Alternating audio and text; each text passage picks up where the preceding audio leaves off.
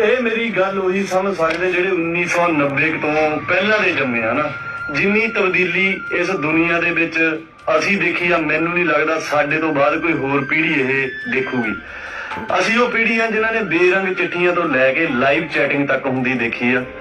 ਅਸੀਂ ਉਹ ਪੀੜ੍ਹੀ ਆ ਜਿਨ੍ਹਾਂ ਨੇ ਸਾਈਕਲ ਸਿੱਖਣਾ ਇੱਕ ਬਹੁਤ ਵੱਡੀ ਗੱਲ ਹੁੰਦੀ ਸੀ। ਪਹਿਲਾਂ ਕੈਂਚੀ, ਫਿਰ ਡੰਡੇ ਉੱਪਰ ਦੀ, ਫਿਰ ਕਾਠੀ, ਕਾਰ 'ਚ ਬਹਿਣਾ ਤਾਂ ਬਹੁਤ ਦੂਰ ਦੀ ਗੱਲ ਸੀ।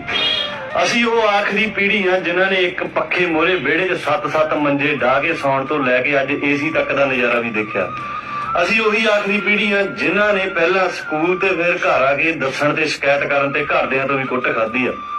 ਅਸੀਂ ਉਹ ਆਖਰੀ ਪੀੜ੍ਹੀ ਆ ਜਿਨ੍ਹਾਂ ਨੇ ਗੁਆਂਢੀਆਂ ਦੇ ਘਰ ਜਾ ਕੇ ਟੀਵੀ ਦੇਖਿਆ ਤੇ ਹੁਣ ਘਰ 'ਚ LCD ਵੀ ਖੂੰਜਿਆਂ 'ਚ ਪਏ ਆ। ਅਸੀਂ ਉਹ ਆਖਰੀ ਪੀੜ੍ਹੀ ਆ ਜਿਹੜੇ ਕੋਠਿਆਂ ਤੇ ਚੜ੍ਹ ਕੇ ਐਂਟੀਨੇ ਸੈੱਟ ਕਰਦੇ ਹੁੰਦੇ ਸੀ, ਸਾਰੀ ਗਲੀ 'ਚ ਰੌਲਾ ਪਾਉਂਦੇ ਹੁੰਦੇ ਸੀਗੇ, ਤੇ ਅੱਜ ਤੁਸੀਂ ਦੇਖ ਲਓ ਲੱਖਾਂ